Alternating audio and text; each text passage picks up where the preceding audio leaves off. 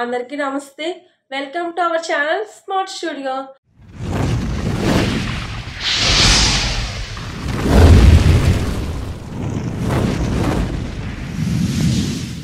మనం 8th క్లాస్లో new chapter start చేస్తున్నాము.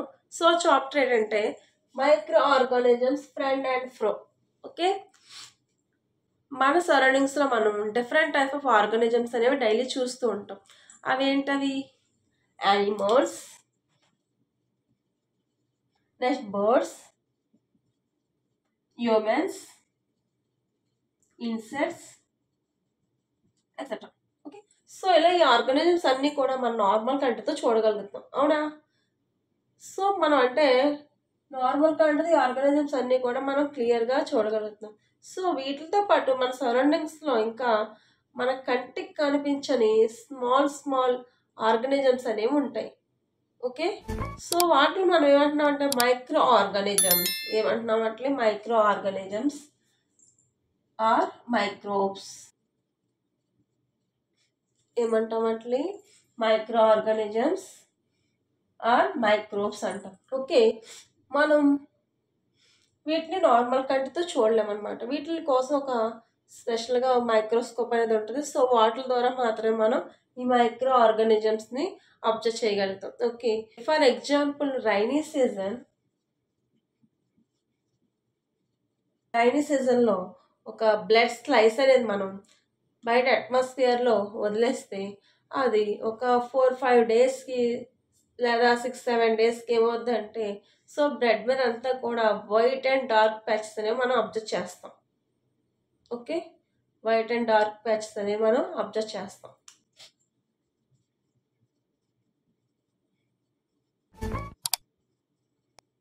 సో ఈ వైట్ డార్క్ ప్యాచెస్ అనేవి ఆ బ్లడ్ మీద ఎందుకు ఫామ్ అవుతున్నాయి? ఎప్పుడైతే బ్లడ్ని బయట అట్మాస్ఫియర్లో వదిలేస్తున్నామో సో అట్మాస్ఫియర్లోని మాయిశ్చరైజర్ వల్ల ఆ బ్లడ్ మీద ఇక్కడ వైట్ డార్క్ ప్యాచెస్ అనేవి ఫామ్ అవుతున్నాయి అనమాట. సో ఈ వైట్ డార్క్ ప్యాచెస్ ఫామ్ అవుతున్నాయి కదా, ఇవి మనం భూతద్దంతో చూడొచ్చు. ఓకే, మ్యాగ్నిఫ్లయింగ్ గ్లాస్ అంటే భూతద్దం. సో మనం ఈ వైట్ డార్క్ ప్యాచెస్ని ఈ మ్యాగ్నిఫైయింగ్ గ్లాస్తో చూడొచ్చు, అంటే భూతద్దంతో చూడొచ్చు. ఓకే, మరి ఈ బ్లడ్ మీద ఉండే స్ట్రక్చర్ మనకి ఏ విధంగా కనిపిస్తుంది అంటే చూడండి.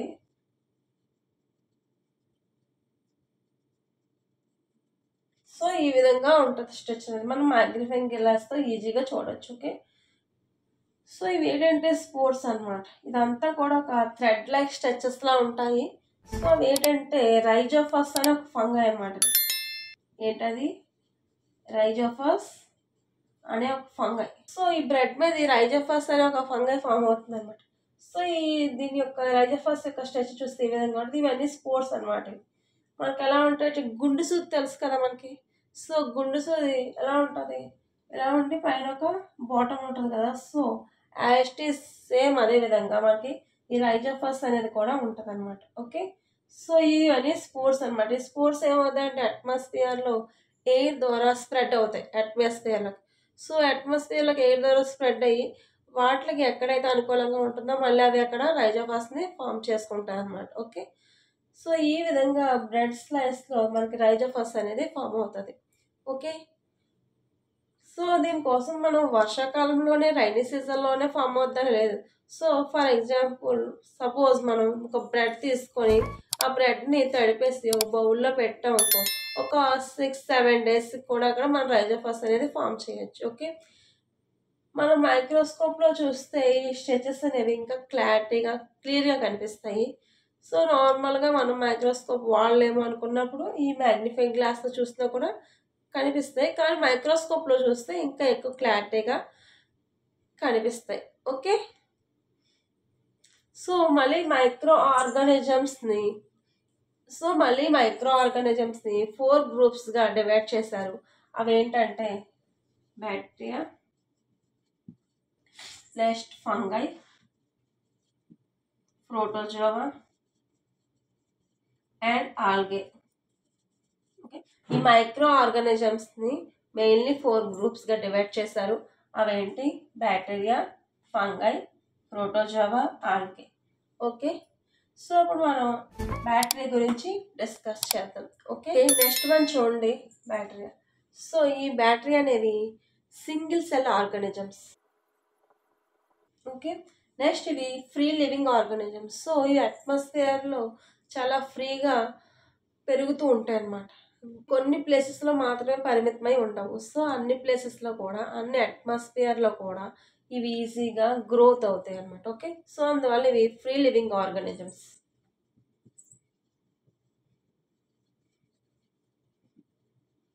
ఓకే ఓకే వీటిని మనం అబ్జర్వ్ చేస్తే ఇవి సమ్ మైక్రోమీటర్స్ లెంత్ ఉంటాయి. మైక్రోమీటర్స్ లెంత్ ఉంటాయి. ఓకే, అలాగే వీటిని మనం ఒక సాయిల్లో కనుక అబ్జర్వ్ చేస్తే ఒక 1 గ్రామ్ సాయిల్లో అబ్జర్వ్ చేస్తే, ఒక 1 గ్రామ్ సాయిల్ తీసుకున్నాం. ఆ సాయిల్ కనుక మనం మైక్రోస్కోప్లో అబ్జర్వ్ చేస్తే అందులో 40 మిలియన్స్ 40 మిలియన్స్ బ్యాటరీ ఉంటాయి. అలాగే 1 మిల్లీ లీటర్ వాటర్ తీసుకుని అబ్జర్వ్ చేస్తే అందులో 1 మిలియన్ బ్యాక్టీరియా అనేవి ఉంటాయి అన్నమాట. ఓకే, సో చూడండి ఈ బ్యాటరీ అనేది చాలా ఎక్కువ ఉంటుంది అనమాట. ఓకే, మనం 1 గ్రామ్ సాయిల్ తీసుకుని అబ్జర్వ్ చేస్తే అందులో 40 మిలియన్స్ బ్యాటరీ ఉంటాయి. అలాగే 1 మిల్లీ లీటర్ వాటర్ తీసుకుని అబ్జర్వ్ చేస్తే అందులో 1 మిలియన్ బ్యాటరీ ఉంటాయి. సో ఈ బ్యాటరీ అనేది అన్ని అట్మాస్ఫియర్లో ఫ్రీ లివింగ్ ఆర్గానిజం కాబట్టి చాలా ఎక్కువగా ఉంటుంది అనమాట. ఓకే, మనం వీటిని ఈ బ్యాటరీ అనేది మన బాడీ పైన కూడా పెరుగుతుంటుంది. అంటే మన నార్మల్ కంటితో చూస్తే కనిపించదు, కానీ మన బాడీ పైన, అలాగే మన బాడీ ఇన్సైడ్ కూడా యూస్ఫుల్ బ్యాటరీ అనేది గ్రోత్ అవుతూ ఉంటుంది. ఓకే ఓకే అలాగే వీటిని మనం ల్యాబొరేటరీస్లో అది కూడా పెంచుతున్నారు అన్నమాట బ్యాటరీని. ఎందుకంటే యూస్ఫుల్ బ్యాటరీ మరి పెంచి దాని ద్వారా ఏంటంటే నెక్స్ట్ ఏమైనా ఫుడ్ ఐటమ్స్ కానీ అలా ప్రిపేర్ చేయడానికి బ్యాటరీ అని మనం యూస్ చేస్తాం. ఓకే, ఈ ఫస్ట్ బ్యాటరీ ఎవరు కనుగొన్నారంటే Antony Leeuwenhoek. Antony van Leeuwenhoek. ఎవరత్నం యాంటనీ వ్యాన్ లెవెన్హుక్ ఏదైనా ఫస్ట్ టైం బ్యాటరీని కనుక్కోవడం జరిగింది. ఓకే, బ్యాటరీ గురించి స్టడీ చేయడాన్ని ఏమంటే బ్యాక్టీరియాలజీ స్టడీ. ఏంటది? బ్యాక్టీరియాలజీ. ఓకే, బ్యాటరీ గురించి స్టడీ చేయడం ఏమంటారు? బ్యాక్టీరియాలజీ అంటే. మనం ఈ బ్యాటరీకి ఎగ్జాంపుల్గా ఏం చెప్పుకోవచ్చు? లాక్టోబాసిల్లస్.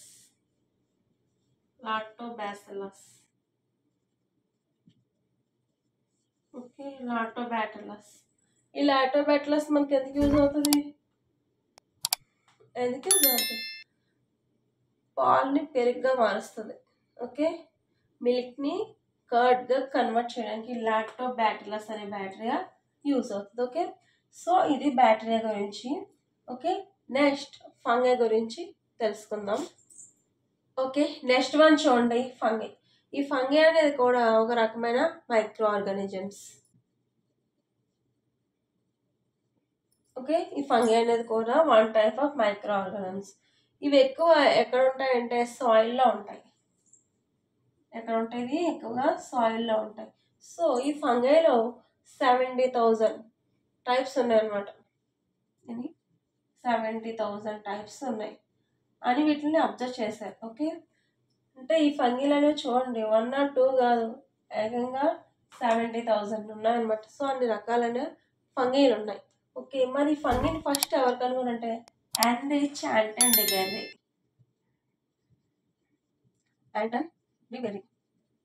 ఏ ఇయర్లో? 1855. ఓకే, 1855 ఇయర్లో హెన్రిచ్ ఆంటన్ డెబెర్రీ అనే అతను ఈ ఫంగీని ఫస్ట్ కనుగొనడం జరిగింది. ఓకే, ఇవి plants, animals, next humans. So అన్నిటికీ కూడా ఇవి డిసీజ్ని కలగచేస్తాయి. ఓకే, సో ఇవి ప్లాంట్స్లో అవ్వచ్చు, యానిమల్స్లో అవ్వచ్చు, అలాగే మనలో కూడా ఇవి అన్ని ఇన్సెక్ట్స్లో, యానిమల్స్లోని, ప్లాంట్స్లోని అన్నింటిలో కూడా డిసీజెస్ని ఇవి కలగజేస్తాయి అనమాట. ఓకే, వీటి వల్ల మనకి ఫంగై వాళ్ళు ఎక్కువ హార్మ్ఫుల్ అనమాట. సో ఇవన్నీ కూడా హార్మ్ఫుల్. సో ఫంగై అని మనకి హార్మ్ఫుల్ అన్నమాట, అంటే పాయిజనస్ అనమాట. సో ఈ ఫంగల్ వల్ల మనకి రకరకాల డిసీజులు అనేవి వస్తుంటాయి అన్నమాట. ఓకే, అలాగే ఈ ఫంగల్ గురించి స్టడీ చేయడాన్ని ఏమంటారంటే మైక్రాలజీ ఏమంటాము, ఫంగల్ గురించి స్టడీ చేయడాన్ని మైక్రాలజీ అంటాం. ఓకే, అలాగే ఈ ఫంగల్ ఇంకా ఎక్కడ మనం ఎక్కువగా చూడొచ్చు అంటే మన సరౌండింగ్స్ డెడ్ అయిపోయిన ప్లాంట్స్ కానీ అనిమల్స్ కానీ ఉంటాయి కదా, సో వాటిని ఏం చేస్తే పీస్ చాలా కుళ్ళిపోతున్న వాటి మీద పెరుగుతూ ఉంటాయి అన్నమాట ఈ ఫంగల్. వీటిని ఏమంటాం అంటే మనం సాప్రోఫైట్స్ అంటాం. ఏమంటాం? Saprophytes.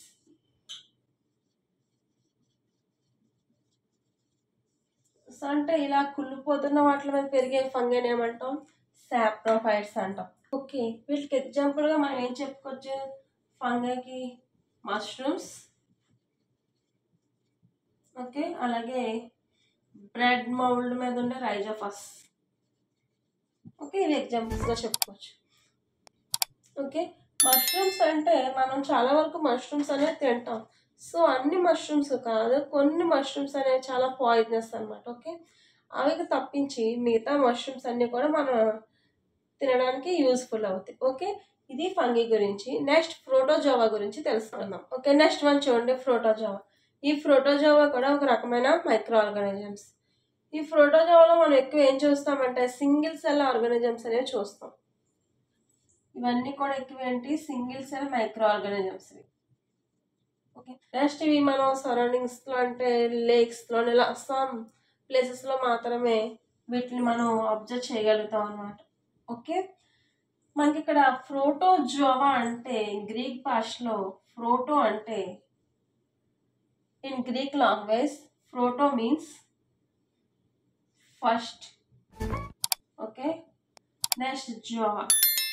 జోవా means animals.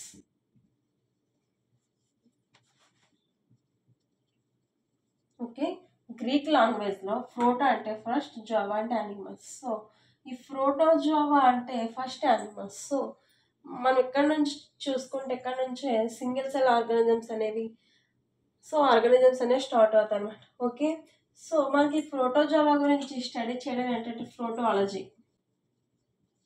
Study of protozoa, protology.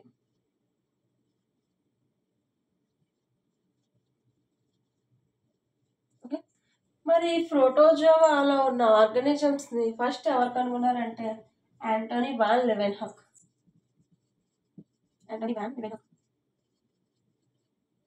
Okay, so మరి ప్రోటోజోవా వల్ల యానిమల్స్ కానీ అలాగే హ్యూమన్స్ కానీ అన్నిటికీ కూడా డిసీజెస్ని కలుగజేస్తాయి అన్నమాట. సో వీటి వల్ల మనకి యూస్ఫుల్ కంటే హార్మ్ఫుల్ ఎక్కువ ఉంది. ఓకే, వీటి వల్ల హ్యూమన్స్కి అలాగే యానిమల్స్కి కూడా డిసీజెస్ అనేవి కలుగజేస్తాయి అన్నమాట.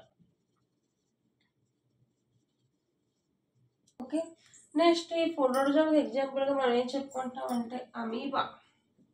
ఏంటది? అమీబా. అలాగే పారామిషియం. ఓకే, సో ఈ రెండు మనం బెస్ట్ ఎగ్జాంపుల్గా చెప్పుకోవచ్చు ప్రోటోజోవా. అలాగే ప్రోటోజోవాలో ఉండే ఆర్గానిజమ్స్లో అవి సింగిల్ సెల్ ఆర్గానిజమ్స్. సో వాటి వల్ల హ్యూమన్స్కి, యానిమల్స్కి, ఇన్సెక్ట్స్కి, బర్డ్స్కి అన్నిటికీ కూడా ఎఫెక్ట్స్ అనేవి ఉన్నాయి. అంటే యూస్ఫుల్ కంటే హార్మ్ఫుల్ అనేవి ఎక్కువ ఉన్నాయి. ఓకే, ఇది ప్రోటోజోవా గురించి. నెక్స్ట్ ఆల్గే గురించి తెలుసుకుందాం. ఓకే, నెక్స్ట్ వన్ చూడండి, ఆల్గే. ఈ ఆల్గే అనేవి కూడా one type of micro organisms.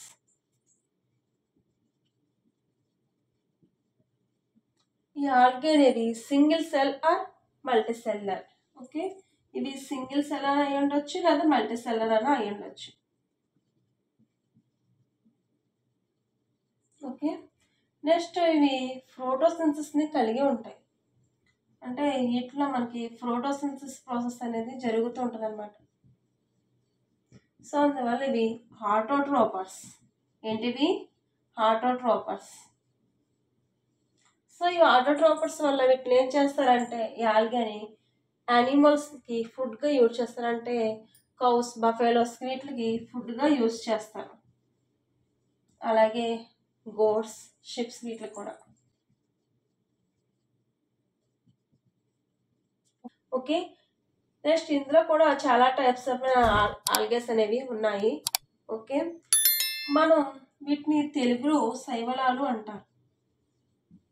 ఏమంటారు? శైవలాలు అంటారు. అలాగే లాటిన్ లాంగ్వేజ్, ఈ లాటిన్ లాంగ్వేజ్లో వీటిని ఆల్గే అంటారు. ఓకే. మరి ఆల్గే అనేవి ఎక్కడ పెరుగుతాయి అంటే ఇవి అన్ని ప్లేసెస్, ఆల్ ప్లేసెస్లో ఈ ఆల్గే అనేది మనం చూడవచ్చు. ఓకే. అలాగే ఈ ఆల్గేలు ఎన్ని రకాలైన టైప్స్ ఉన్నాయంటే 18,000 టైప్స్ ఆఫ్ వెరైటీస్ ఉన్నాయన్నమాట ఈ ఆల్గేలో. ఓకే. సో అందులో కొన్ని యూస్ఫుల్ ఉన్నాయి, అలాగే కొన్ని హార్మ్ఫుల్ కూడా ఉంటాయి. ఈ ఆల్గే గురించి స్టడీ చేయడం అంటే పైకాలజీ అంటారు. ఏమంటారు? పైకాలజీ. ఓకే. పైకాలజీ అంటారు. ఆల్గే ఎగ్జాంపుల్గా మనం ఏం చెప్పుకోవచ్చు అంటే స్పైరోగైరా. ఏం చెప్పుకోవచ్చు ఎగ్జాంపుల్గా? స్పైరోగైరా. ఓకే. ఓకే. ఇది ఆల్గే గురించి. నెక్స్ట్ వైరస్ గురించి తెలుసుకుందాం.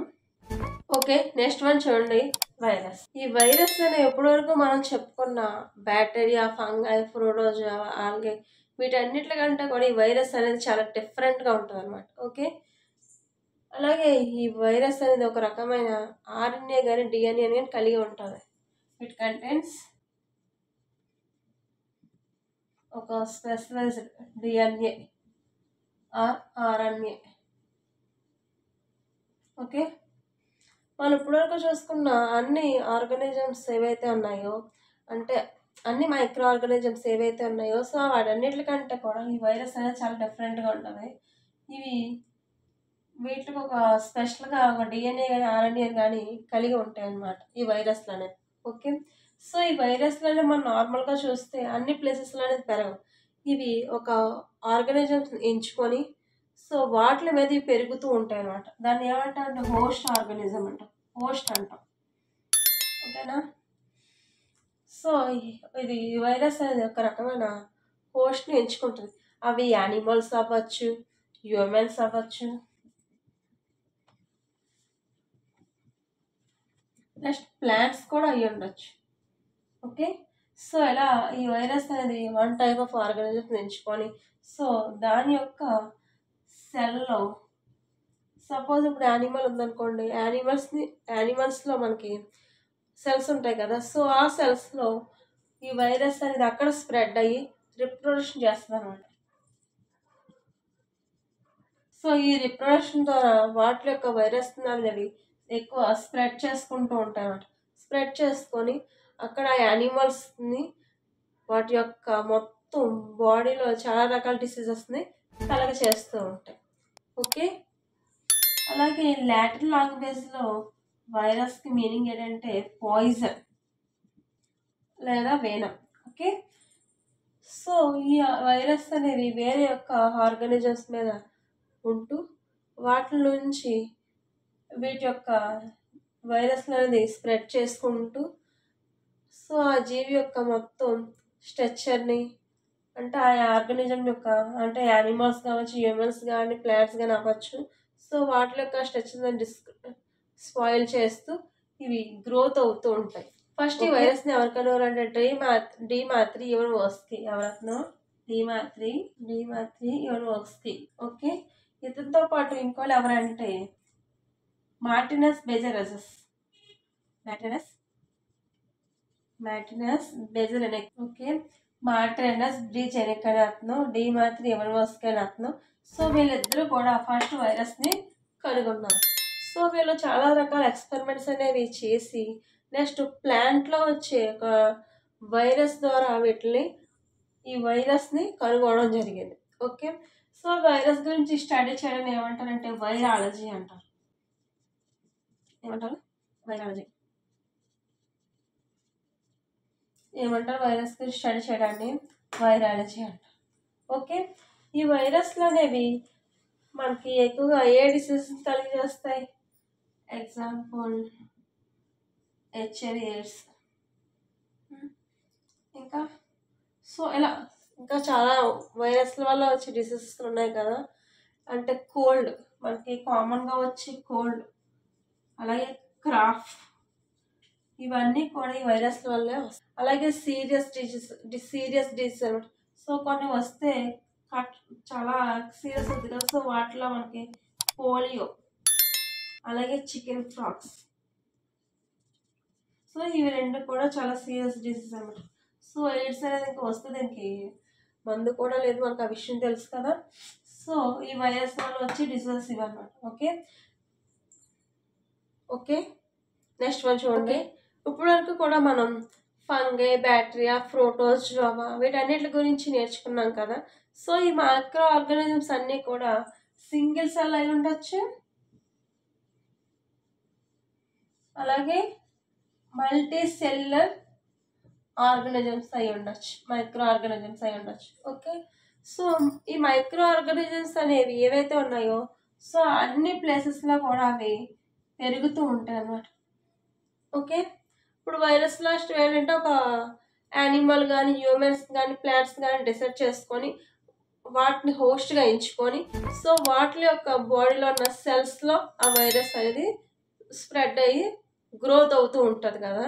కానీ మిగిలిన ఫంగై, బ్యాక్టీరియా, ప్రోటోజోవా ఇవి ఆల్గే ఇవైతే కొన్ని యానిమల్స్లోని, కొన్ని ప్లాంట్స్లోని, అలాగే కొన్ని హ్యూమన్స్లో కూడా ఉంటాయి. కానీ నార్మల్గా ఏంటంటే ఈ ఎక్కువ సరౌండింగ్స్లోనే మనం పెరుగుతూ ఉంటాయి అన్నమాట. ఓకే, ఈ మైక్రో ఆర్గానిజమ్స్ అనేవి మెయిన్లీ 2 టైప్స్. అవి ఏంటంటే friendly micro organisms,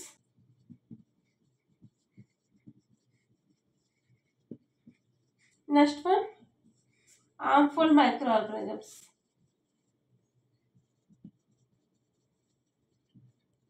okay, so organisms మనకి యూస్ఫుల్ ఉంది, అలాగే హార్మ్ఫుల్ కూడా ఉంది కదా. సో ఏ ఆర్గానిజమ్స్ మనకి ఎలా యూజ్ అవుతాయి, అలాగే ఏ మైక్రో ఆర్గానిజమ్స్ వల్ల మనకి హార్మ్ఫుల్ ఉంది ఓకే అనేది మనం నెక్స్ట్ వచ్చే క్లాస్లో డిస్కస్ చేద్దాము. ఓకే.